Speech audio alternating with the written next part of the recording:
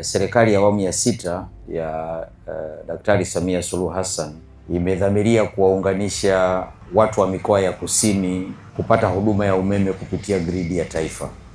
Na ili tuweze kujenga hiyo njia itapita kwenye maeneo ambayo watu wanayamiliki, ambao wale watu ni pamoja na nyinyi.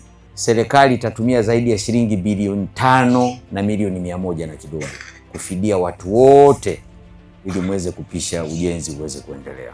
Kwa maana nyingine, tukiagana hapa, ukichukua cheki kama akaunti yako iko sawa sawa, inatakiwa kesho uwe tayari unaweza kutumia hela zako. Tunawashukuru sana jamani. Zoezi ndo linazinduliwa. Ndio maana amekuja mkurugenzi mkuu ndugu yetu Lazaro Twange, mkurugenzi mkuu wa shirika la TANESCO, kuanza zoezi hili.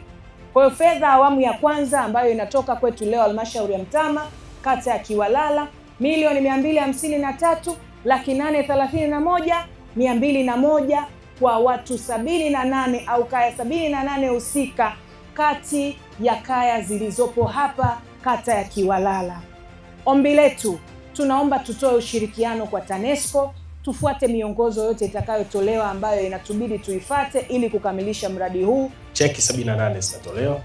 Baada ya hapo tutaendelea na hivi vijiji vingine viwili vilivyobaki. Kwa kimsingi kila mmoja atapata stahiki zake kulingana na vitabu vya fidia ambapo vimeidhinishwa na mdhamini mkuu wa serikali. TANESCO, tunayaangaza maisha yako.